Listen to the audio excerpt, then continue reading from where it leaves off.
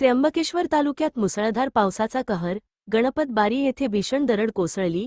नाशिक त्र्यंबकेश्वर व नाशिक डहाणू मार्गावरील वाहतूक विस्कळीत, 3 व्यक्तींवर पत्रा डोक्यावर होऊन गंभीर जखमी. नाशिक रुग्णालयात उपचार सुरू. दिव्य भारत BSM न्यूज त्र्यंबकेश्वर प्रतिनिधी डॉक्टर भागवत महाले. गेल्या 2 दिवसांपासून नाशिक जिल्ह्यासह त्र्यंबकेश्वर तालुक्यात सुरू असलेल्या मुसळधार पावसाने जनजीवन पूर्णपणे विस्कळीत झाले आहे.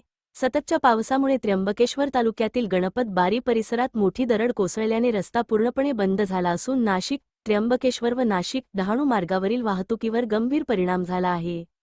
घटनास्थळी डोंगराचा मोठा भाग कोसळून माती, दगड आणि झाडे रस्त्यावर आल्याने सर्व प्रकारची वाहतूक ठप्प झाली.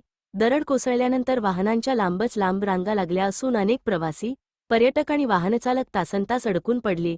मुसळधार पाऊस सुरू असल्याने बचावकार्य आणि रस्ता मोकळा करण्याच्या कामातही अडथळे निर्माण होत आहेत. दरडीसह परिसरातील अनेक ठिकाणी झाडे व मोठ्या फांद्या रस्त्यावर कोसळल्याने वाहतुकीचा वेग मंदावला आहे.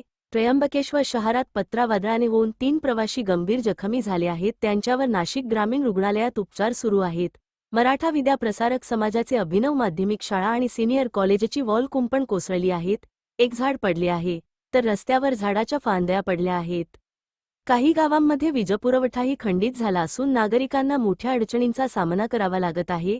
अनेक भागांत रस्त्यांवर पाणी साचल्याने रस्ते आणि नाले यांतील फरक ओळखणेही कठीण झाले आहे. सार्वजनिक बांधकाम विभाग, महसूल विभाग, वन विभाग आणि आपत्ती व्यवस्थापन यंत्रणा घटनास्थळी दाखल झाली असून JCBच्या सहाय्याने माती व दगड हटविण्याचे काम सुरू आहे. मात्र सततच्या पावसामुळे कामाचा वेग मंदावल्याचे प्रशासनाकडून सांगण्यात आले.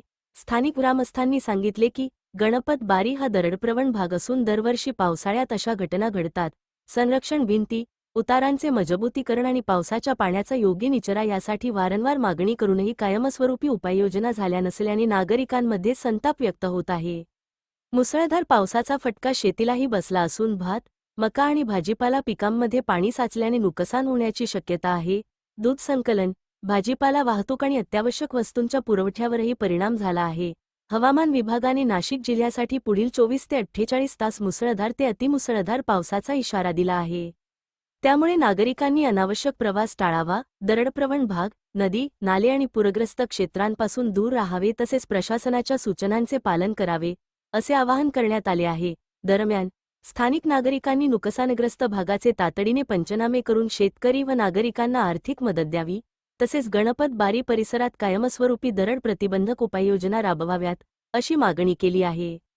त्र्यंबकेश्वर तालुक्यातील गणपत बारी येथे मुसळधार पावसामुळे डोंगराचा मोठा भाग कोसळून रस्त्यावर माती व दगडांचा ढिगारा साचला. परिणामी नाशिक त्र्यंबकेश्वर व नाशिक डहाणू मार्गावरील वाहतूक विस्कळीत झाली. दरम्यान 3 व्यक्तींवर नाशिक जिल्हा रुग्णालयात उपचार सुरू आहेत. दिव्य भारत BSM न्यूज प्रतिनिधी डॉक्टर भागवत महाले.